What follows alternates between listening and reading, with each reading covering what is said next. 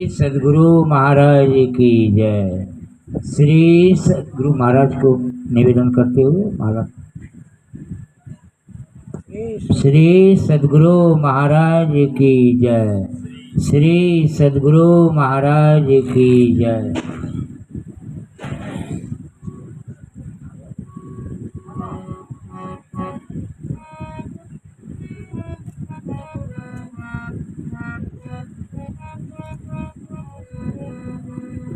श्री सदगुरु महाराज की जय।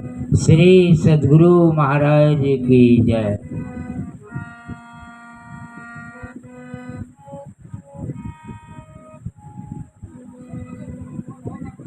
हमारे बीच उपस्थित हैं आदरणीय सम्मानीय स्वामी नवीन बाबा,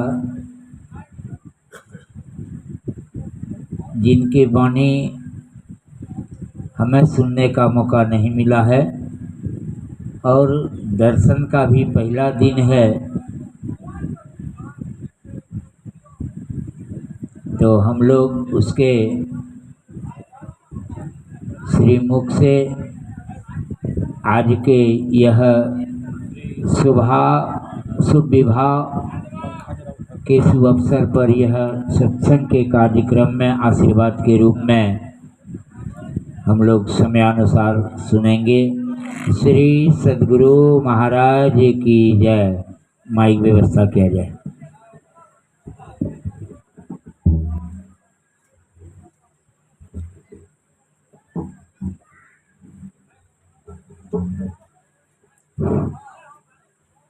बोलिए प्रेम से श्री सदगुरु महाराज की जय। श्री सदगुरु महाराज की जय। श्री सदगुरु महाराज की जय। एक बार आस्था और विश्वास के साथ बुलंद स्वर में गुरु महाराज का श्री जय घोष करें। श्री सदगुरु महाराज की जय। नमामि अमित ज्ञान रूपं कृपालं अगम बोध दाता सुबुद्धि निधि विशालं क्षमाशीलयति धीर गंभीर ज्ञानम् धर्म कील दृढ़ थीर समधीर ध्यान जगत त्राणकारी अघारी उदारम भगत प्राण रूपं दया गुण अपारं नमो सतगुरुम ज्ञान दाता सुस्वामी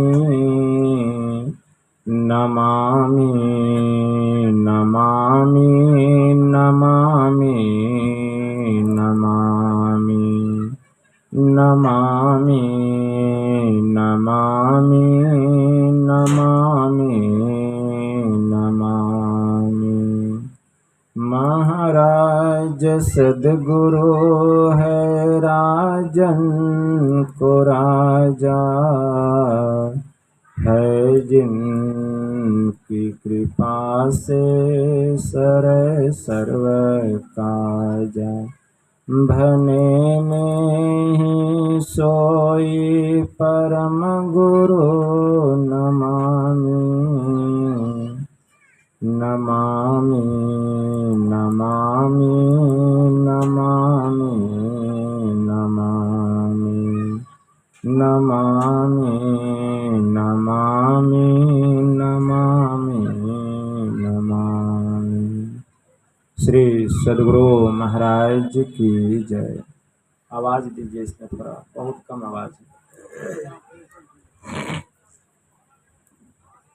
ऑपरेटर जी यहाँ है, मशीन के पास आवे।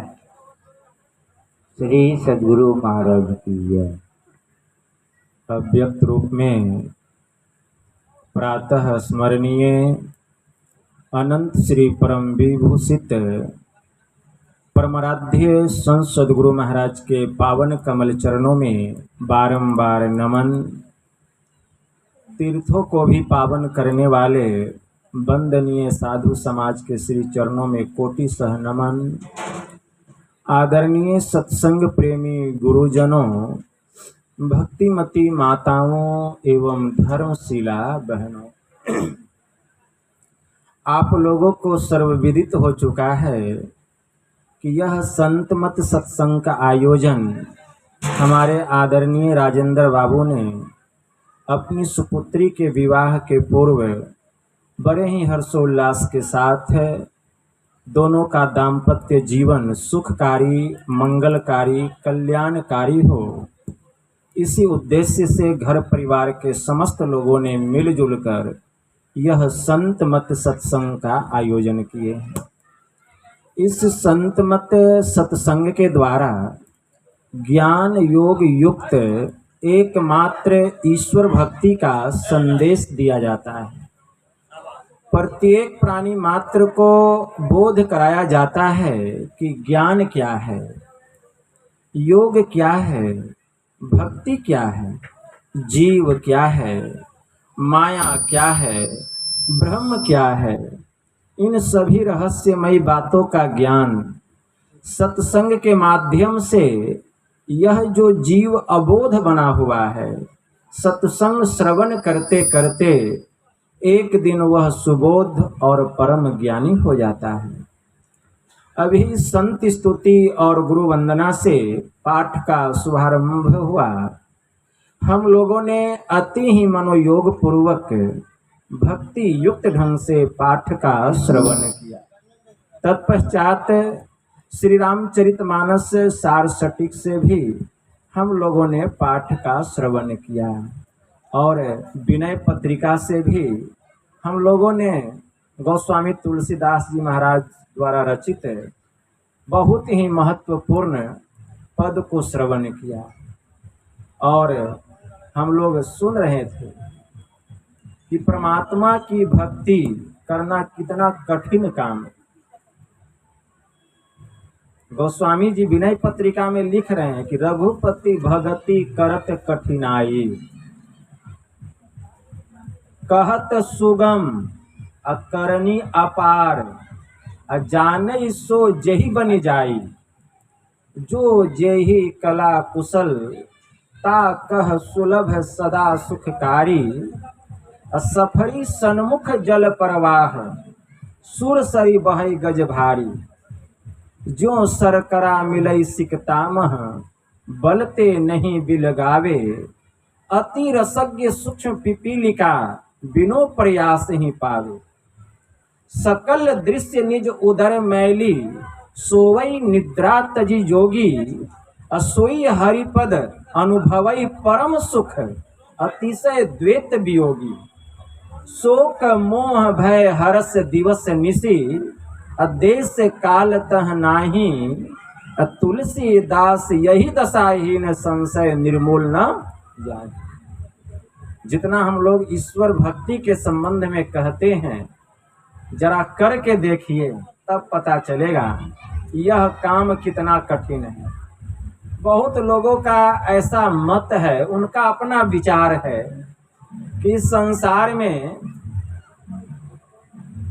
नौकरी अगर मिल गया तो उसको भगवान मिल गया। अब विचार कीजिए तो नौकरी ना परमात्मा से श्रेष्ठ हो गया। संसार की सब वस्तु मिल सकती है, इसको खूब याद रखिए, लेकिन परमात्मा की भक्ति करके परमात्मा को प्राप्त कर लेना यह बहुत कठिन काम है। क्या क्या मिल सकता है संसार में? एक बड़े उच्च कोटि के महापुरुष हो गए संत सुंदरदास जी महाराज। उनकी वाणी में आया, तात मिले पुनि मात मिले, सुत भ्रात मिले युवती सुखदाई, राज मिले गजबाज मिले, सब साज मिले, मन वांछित फल पाई, लोक के मिले सुरलोक के मिले विधि लोक के मिले बैकुंठ हो जाई, सुंदर मिले और सब ही सुख।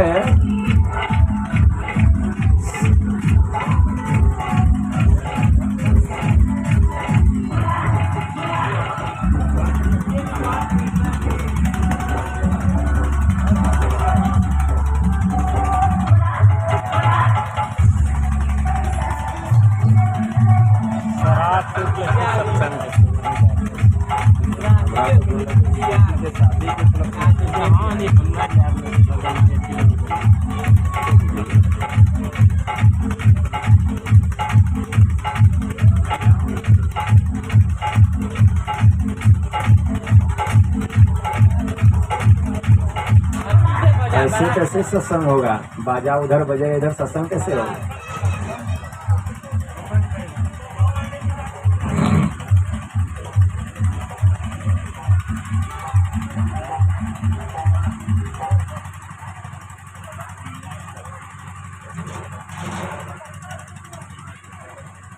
बोलिए प्रेम से श्री सदगुरु महाराज की जय।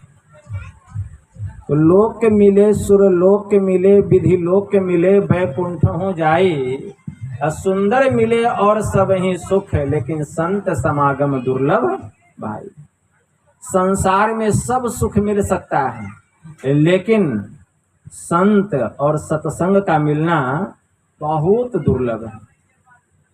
क्योंकि इसी सत्संग में हमें ज्ञान होता है कि हमें ईश्वर की भक्ति कैसे करनी है। तो गोस्वामी जी लिखते हैं, रघुपति भगति करत कठिनाई, कहत सुगम करनी अपार, जानई सो जेहि बनी जाए। कहने में तो बड़ा सुगम है, लेकिन करनी अपार है। करके देखिए कितना कठिन है।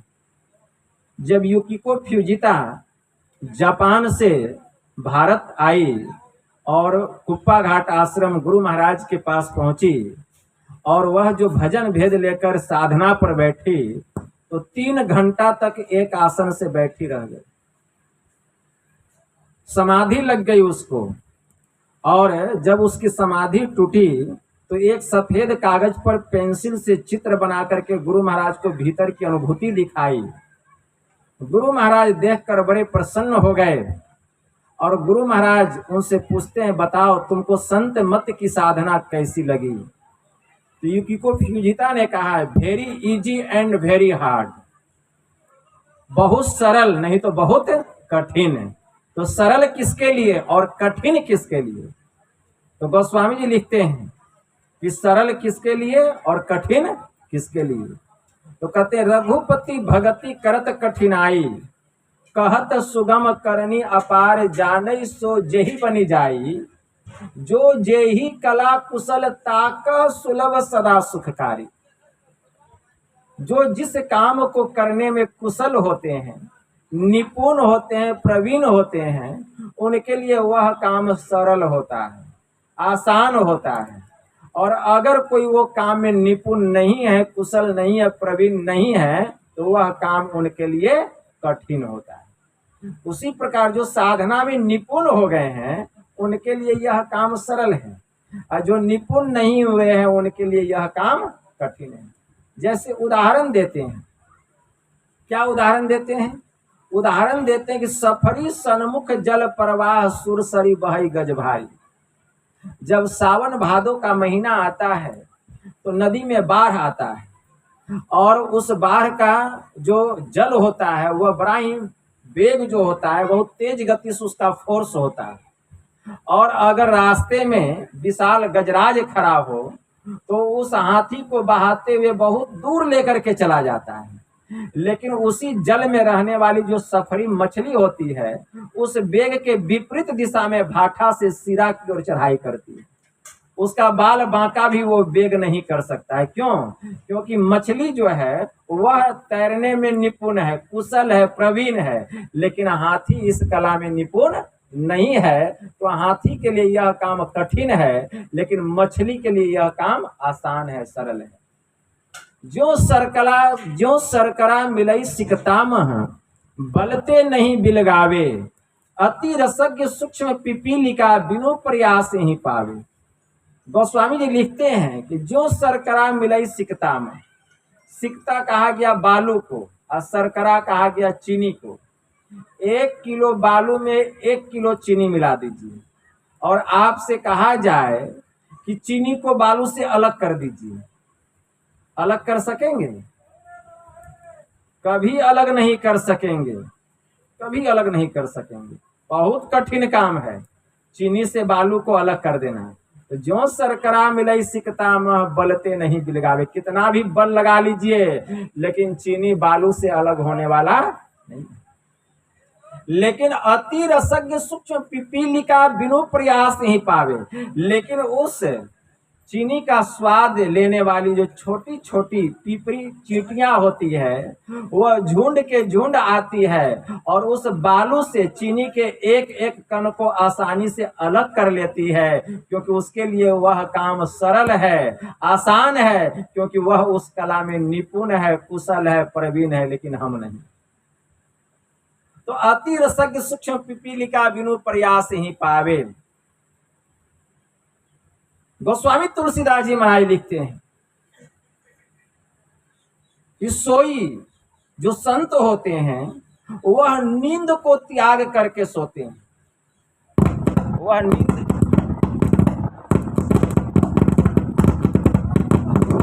श्री सद्गुरु महाराज जी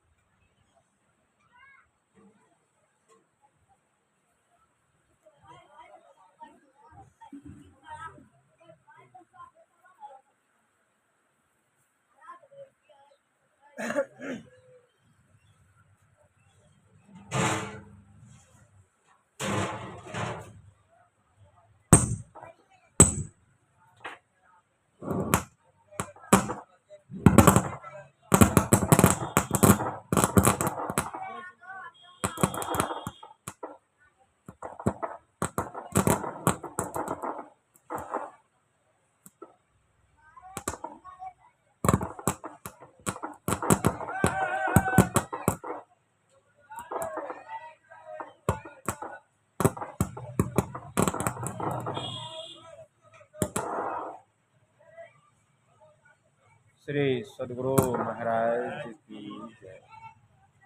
श्री सद्गुरु महाराज की जय। श्री सद्गुरु महाराज की जय।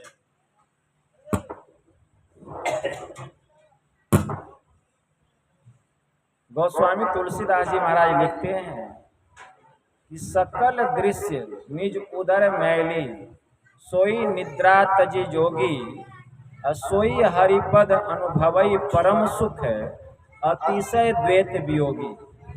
जो संत होते हैं, जो महापुरुष होते हैं, वे नींद को त्याग कर सोते हैं और सभी प्रकार के दृश्य को अपने भीतर में देख लेते हैं। सोई हरिपद अनुभवई परम सुख। जो संत होते हैं वे परमात्मा के परम पद को प्राप्त किए हुए होते हैं, वे अनुभवी होते हैं, वे द्वैत और अद्वैत से रहित होते हैं। अनुभवई परम सुख, अतिशय द्वैत वियोगी। शोक मोह भय हरस दिवस निशी, देश काल तह नाही, तुलसीदास यही दशाहीन संशय निर्मूल न जाए। गोस्वामी जी लिखते हैं ऐसे जो महापुरुष होते हैं वे उस पद को प्राप्त किए हुए होते हैं, वे उस दशा को प्राप्त किए हुए होते हैं जहाँ किसी प्रकार का शोक नहीं है, जहाँ किसी प्रकार की अज्ञानता नहीं है, जहाँ किसी प्रकार का भय नहीं है। शोक मोह भय हर्ष दिवस निशी।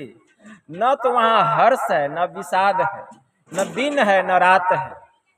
देश काल तह नाही, न वहाँ देश है न काल है। तुलसीदास यही दशाहीन संशय निर्मूल न जाए। जो इस अवस्था को प्राप्त कर लेते हैं, जो इस दशा को प्राप्त कर लेते हैं, उनके जितने संशय हैं सबका निर्मूल हो जाता है।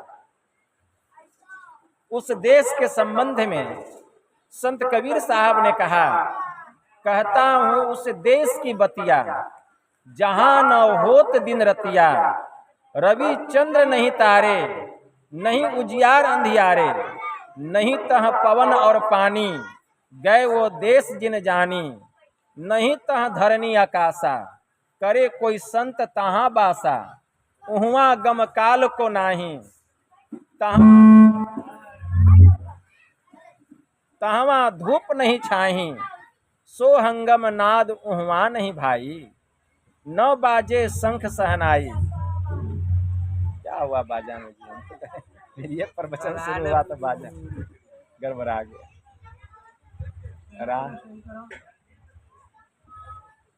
एक बार जो प्रवचन शुरू होता है और वो जो धार टूटता है, फिर कभी वैसा धार बनने वाला नहीं। इस बात को खूब याद रखें। जो हम शुरू में स्टार्ट किए बोलना, अब वैसा बोल पाएंगे?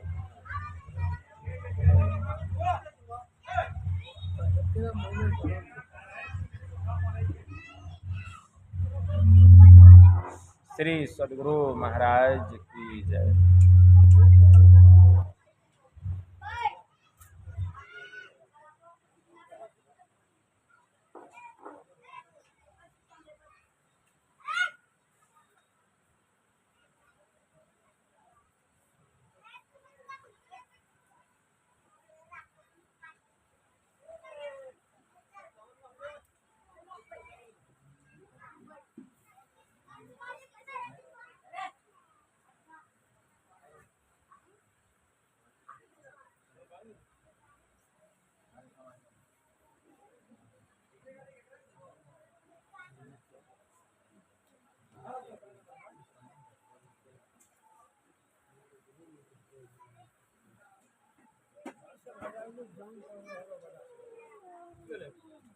चार की कर बोल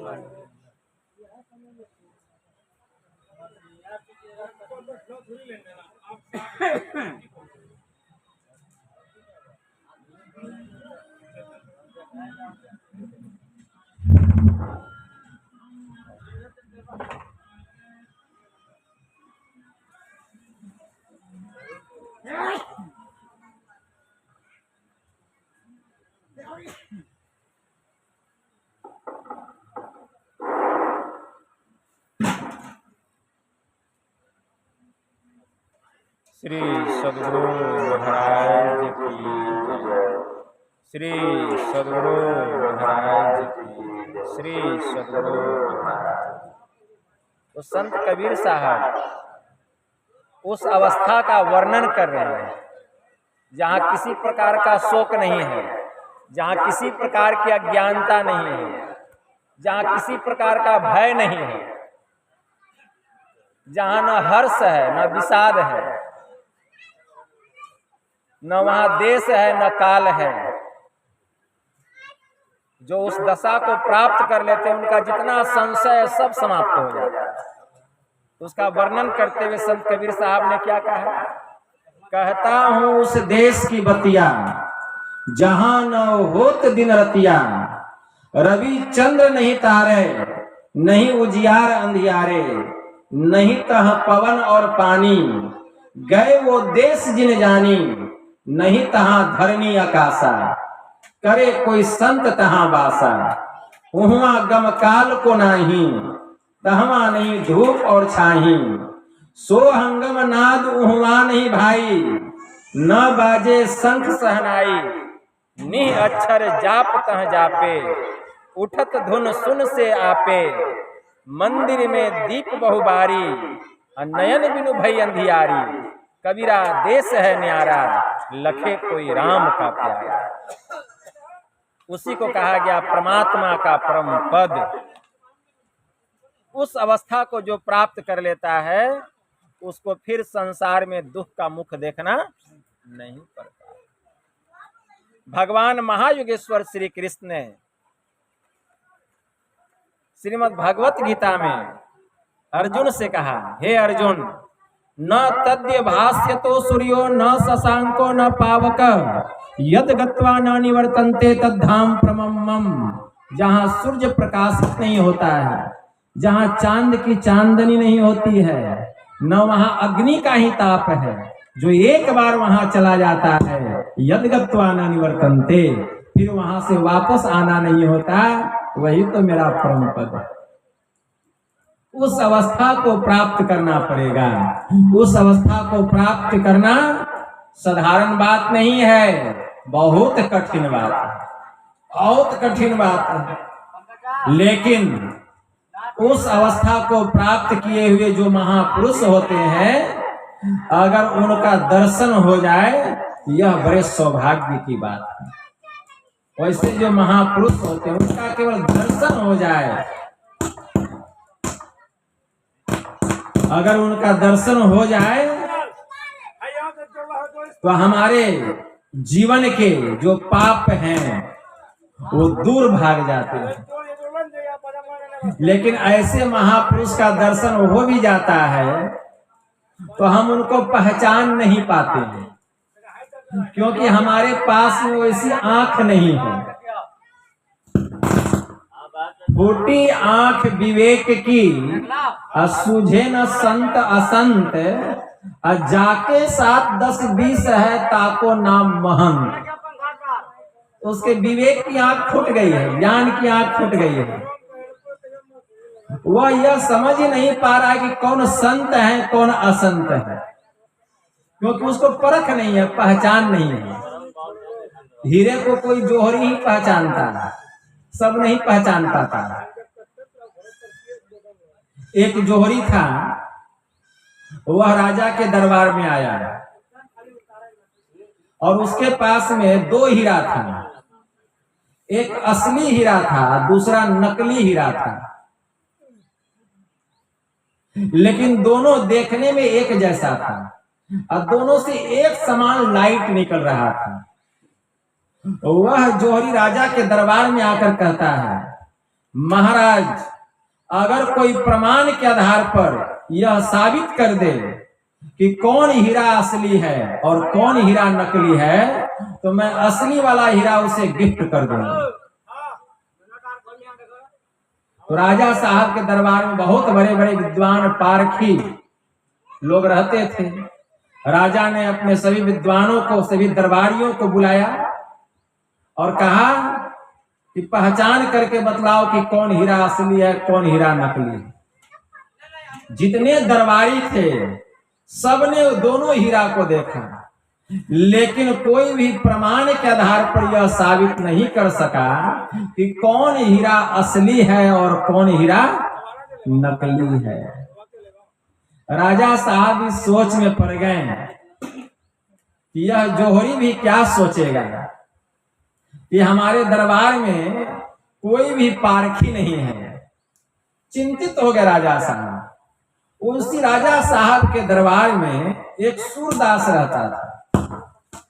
वह सूरदास कहता है, महाराज, अगर मुझे एक चांस दिया जाए, एक मौका दिया जाए, तो मैं असली और नकली का पहचान करके आपको बतला दूं। यह सुन के जितने दरबारी थे सब हंसने लग गए और कहने लगे, अरे तू तो सूरदास है, हम लोग आंख वाले हैं तो नहीं पहचान सके कि कौन असली है कि कौन नकली है। तू तो सूरदास है, बिना आंख का अंधा है, तू कैसे पहचानेगा कि कौन असली और कौन नकली है। वह सूरदास चुप हो गया, कुछ नहीं बोला। लेकिन राजा साहब के मन में हुआ कि इसको भी एक चांस देना चाहिए। तो राजा साहब ने उसको स्वीकृति प्रदान कर दी कि ठीक है, जाओ, मैं तुमको एक चांस देता हूं। वह सूरदास जौहरी के पास गया और जौहरी से कहा कि जौहरी साहब, आप दोनों हीरा मेरे दोनों हाथ में दे दीजिए। तो जौहरी जो था वह असली वाला हीरा उसके दाहिने हाथ में और नकली वाला हीरा उसके बाएं हाथ में दे दिया। वह सूरदास दोनों हीरा ले लिया और कहा कि जौहरी साहब आप मुझे 10 मिनट का समय दीजिए, मैं आपको बतलाता हूं कि कौन हीरा असली है और कौन हीरा नकली। जेठ की दोपहरिया थी, सूरज आकाश में आसमान पर माथे के ऊपर छाया हुआ था, दोपहर का समय था। वह सूरदास दोनों हीरा लेकर के जाता है और आंगन में खोल करके रख देता है दोनों हाथ, और सूरज का प्रकाश दोनों पर पड़ने लग गया।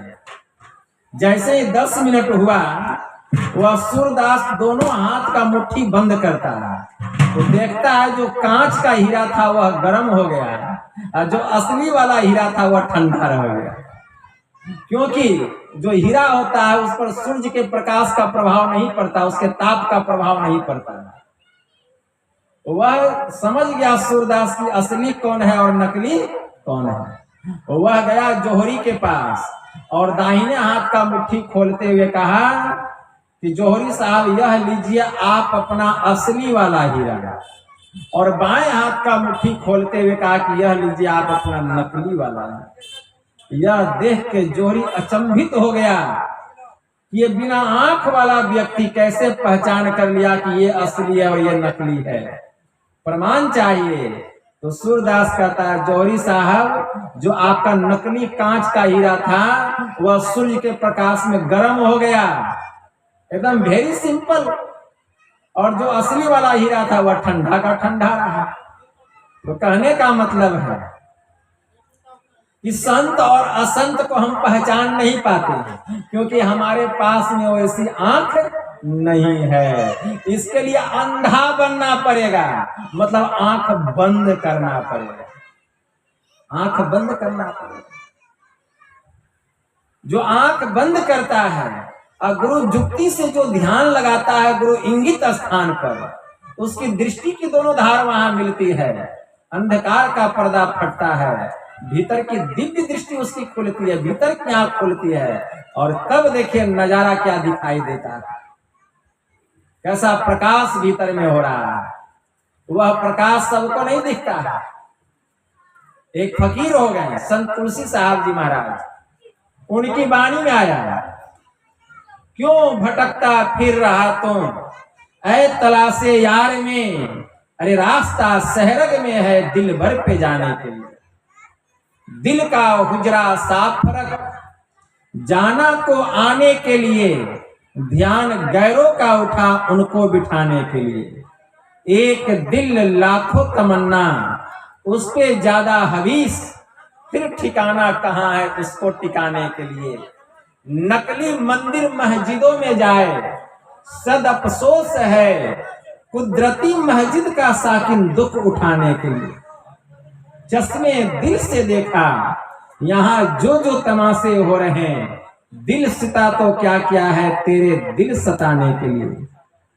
बेहोश ये इंसान से यह ख्याल जुदा है, जाहिर है मोहम्मद वातिन में खुदा है।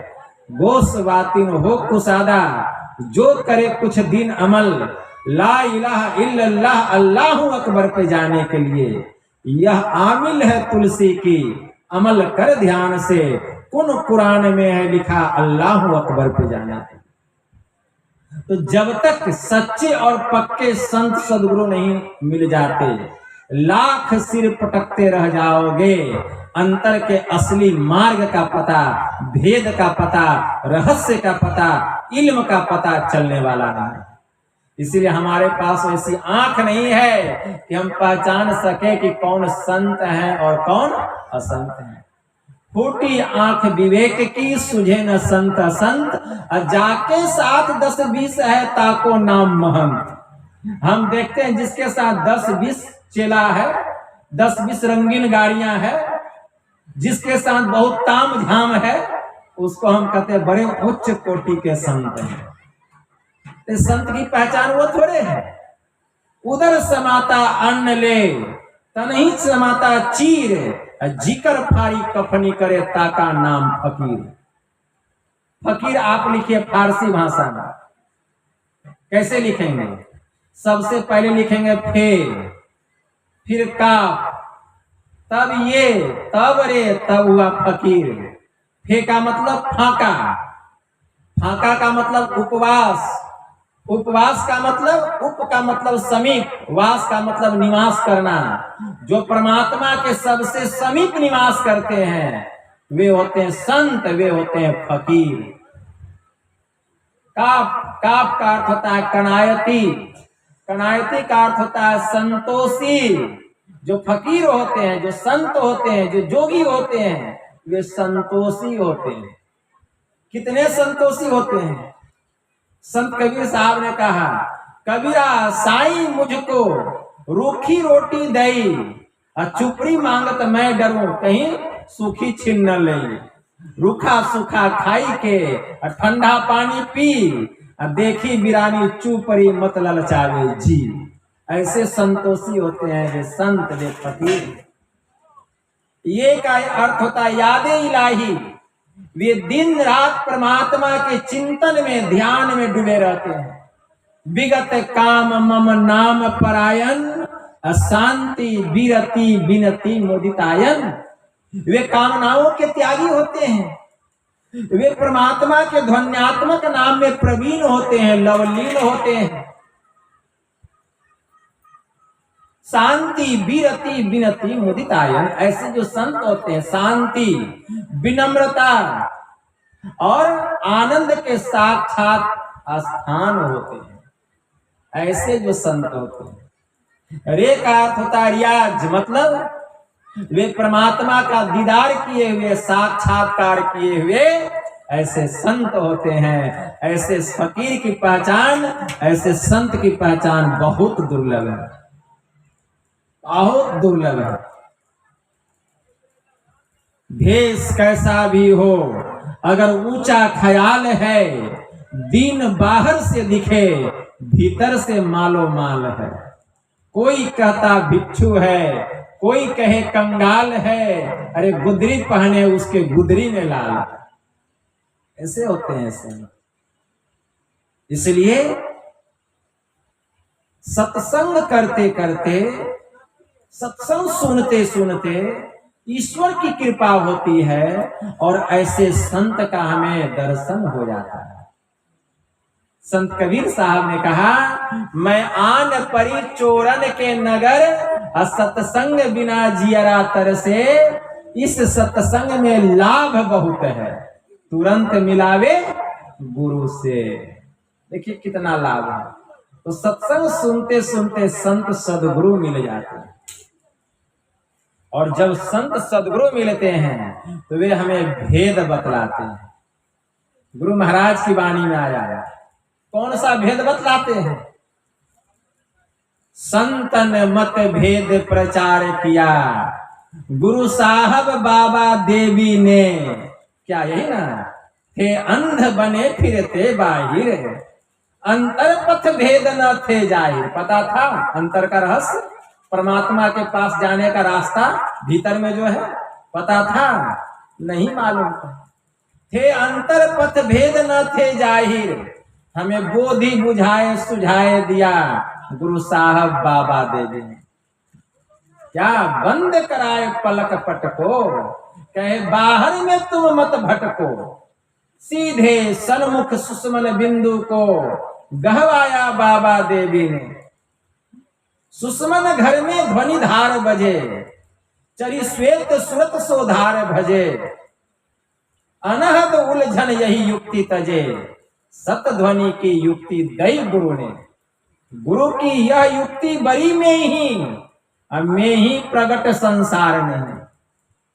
कैसा महीन ज्ञान है? जब यह संसार नहीं था तब यह ज्ञान था, जब संसार है तब यह ज्ञान है, और जब यह संसार नहीं रहेगा तब भी यह ज्ञान रहेगा। यह ईश्वरीय ज्ञान है, किसी व्यक्ति विशेष का बनाया हुआ ज्ञान नहीं है। भगवान महायोगेश्वर श्री कृष्ण ने अर्जुन से कहा कि हे अर्जुन, सबसे पहले मैंने यह ज्ञान सूर्य को दिया। सूर्य ने अपने पुत्र इक्ष्वाकु को दिया, इक्ष्वाकु के द्वारा यह ज्ञान मनु के पास आया। मनु के द्वारा यह ज्ञान राज ऋषियों के पास आया और बाद में यह ज्ञान विलुप्त हो गया और आज यही ज्ञान मैं तुमको बता रहा हूं।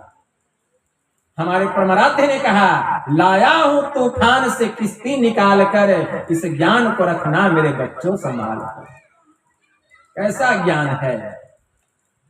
तो अनहद उलझन यही युक्ति तजे, सत ध्वनि की युक्ति दई गुरु ने, गुरु की यह युक्ति बड़ी में ही, क्या में ही प्रकट संसार में। यही ढोल पिटाए सुनाए दिया गुरु साहब बाबा देवी ने।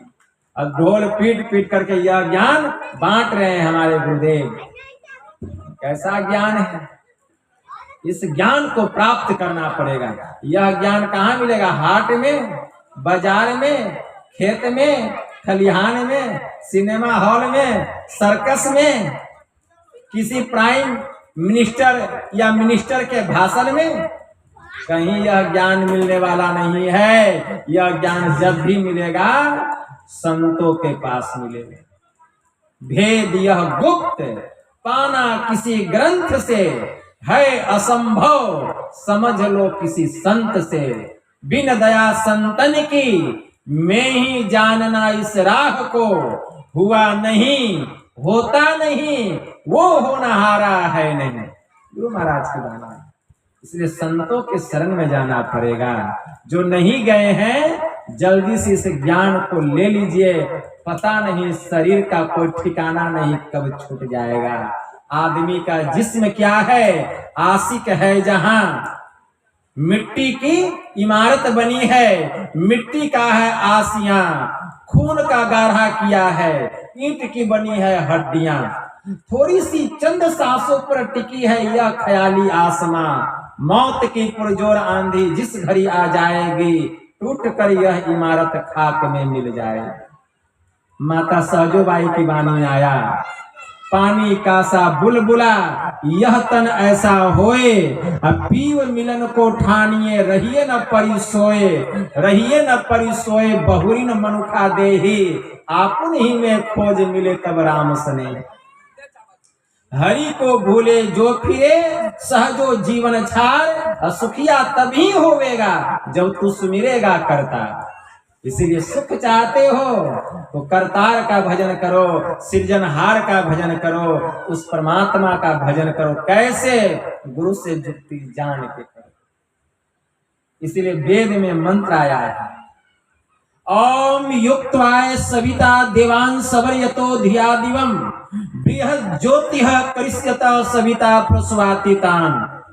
इस मंत्र के द्वारा वेद भगवान उपदेश करते हैं कि हे योगाभ्यास सीखने वाले मनुष्यों, सच्चे सदगुरु के द्वारा ही योग का भेद जानकर तुम अपने भीतर की महान ज्योतियां और दिव्य गुण युक्त नाथ दोनों को प्राप्त करो।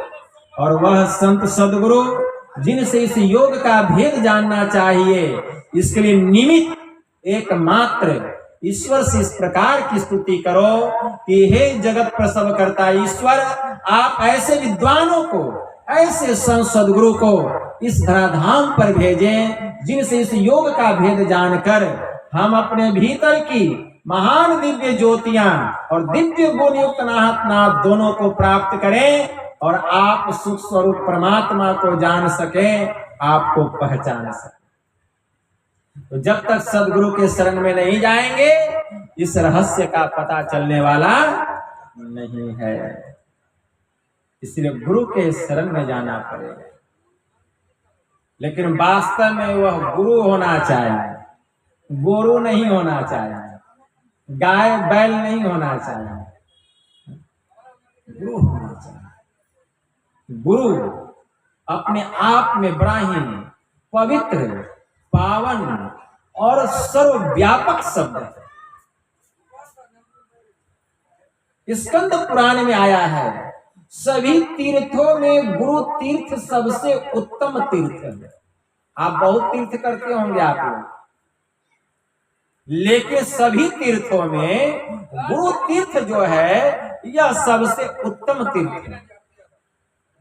क्योंकि गुरु के अनुग्रह से ही शिष्य को लौकिक आचार व्यवहार का ज्ञान प्राप्त होता है। विज्ञान की प्राप्ति होती है और अंत में मोक्ष मिलता है। जैसे सूर्य दिन को प्रकाशित करता है, चंद्रमा रात्रि को प्रकाशित करती है और एक छोटा सा दीपक घर के भीतर में प्रकाश करता है। लेकिन जो संत सद्गुरु होते हैं वे अपने शिष्य के हृदय के तम का हरण करके, अंधकार का हरण करके उनके हृदय को दिन रात प्रकाशित करने वाले केवल संत सद्गुरु होते हैं। विचार कीजिए कैसे होते हैं गुरु। लेकिन आप लोगों के मुंह से जयकारा नहीं निकल रहा है, लगता है कि भोजन नहीं किए, भूख लग गई है।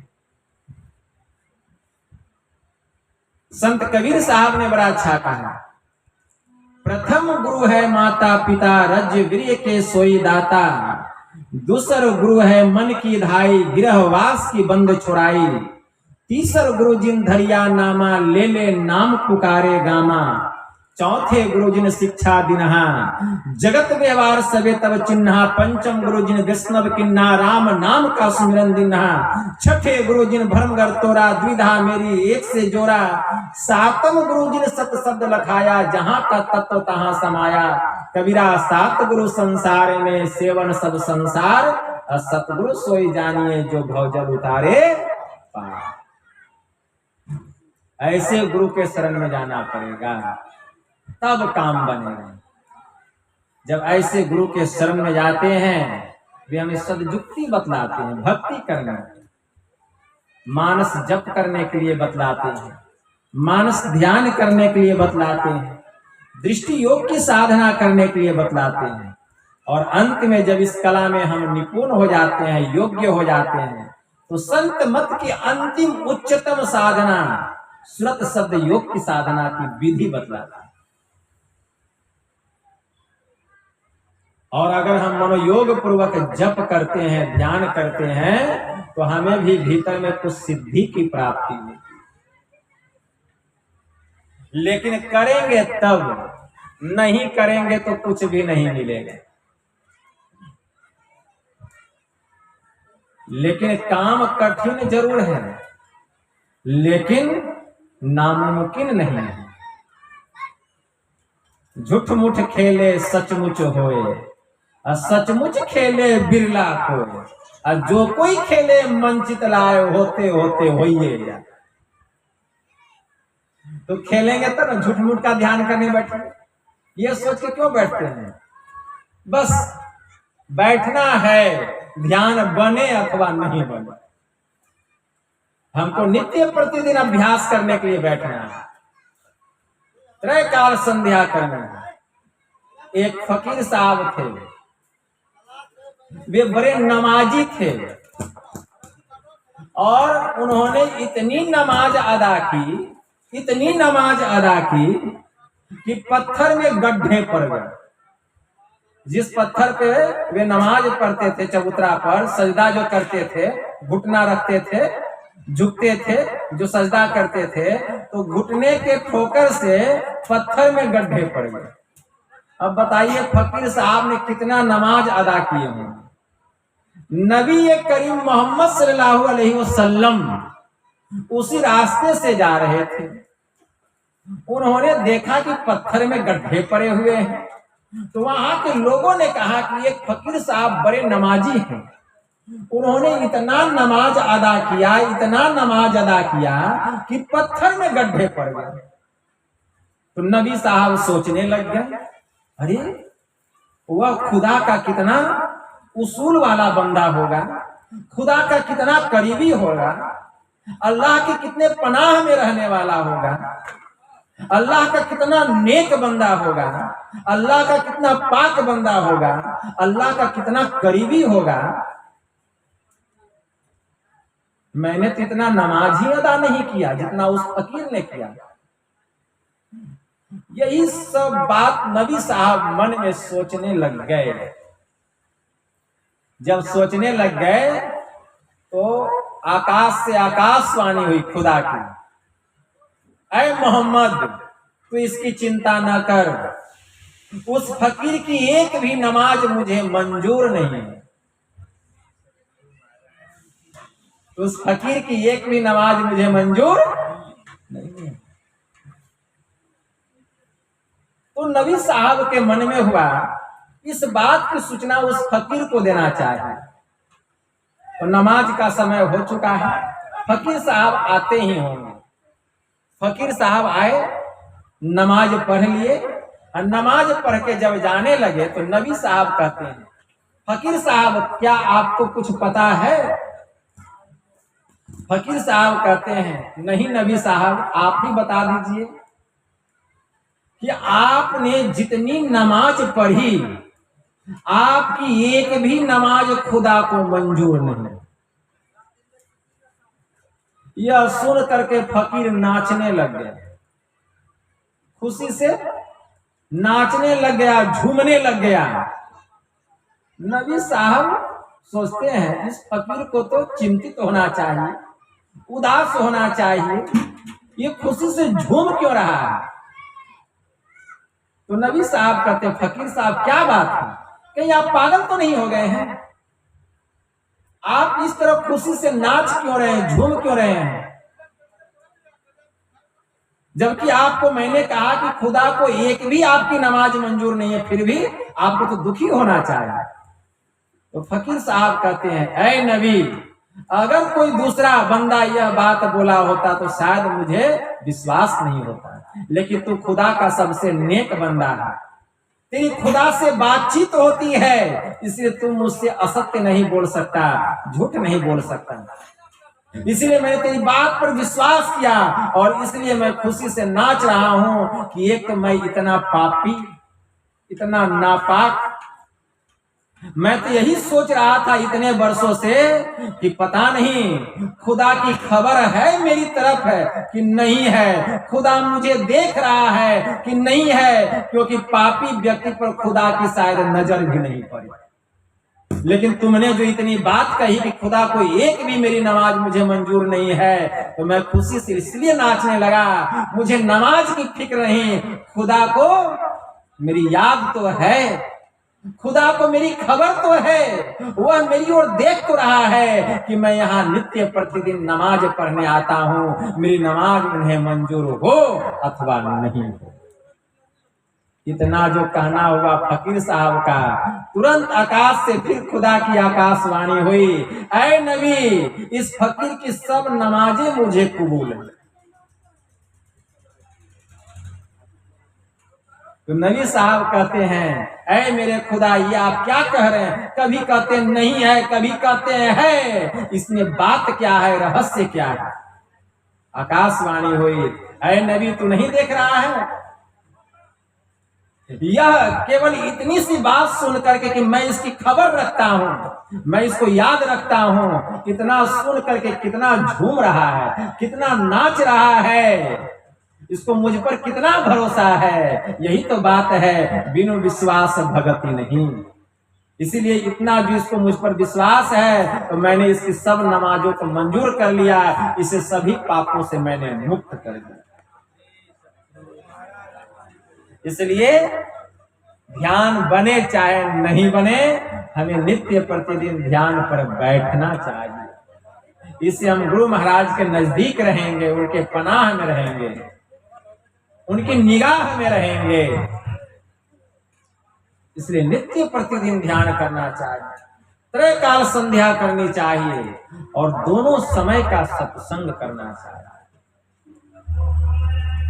अगर हमारा जप ठीक ठीक होता है, अगर हमारा मानस ध्यान ठीक ठीक होता है, अगर हमारा मानस जप ठीक ठीक होता है,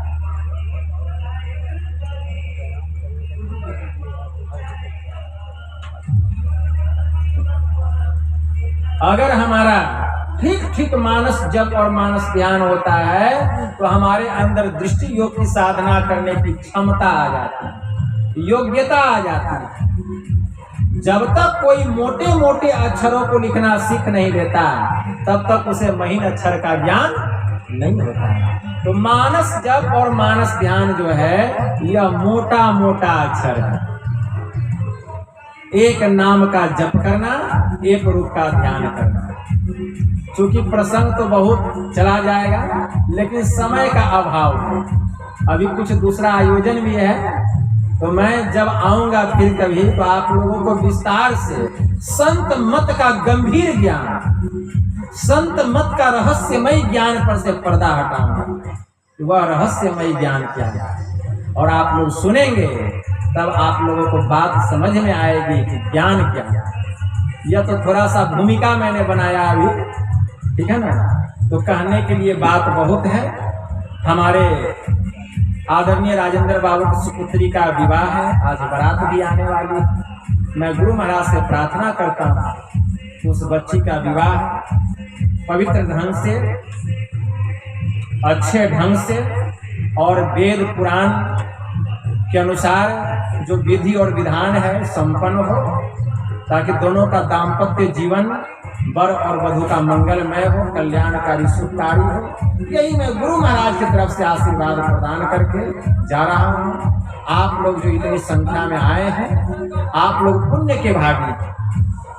आप लोगों की जो मन की कामनाएं हैं गुरु महाराज उसको पूरा करें, ध्यान साधना में आप लोगों को उन्नति हो। यही थोड़ा सा आप लोगों की सेवा में कहा, बस इतना ही कहकर मैं अपनी वाणी को यहीं विराम देता हूँ। बोलिए प्रेम से श्री सद्गुरु महाराज जी की।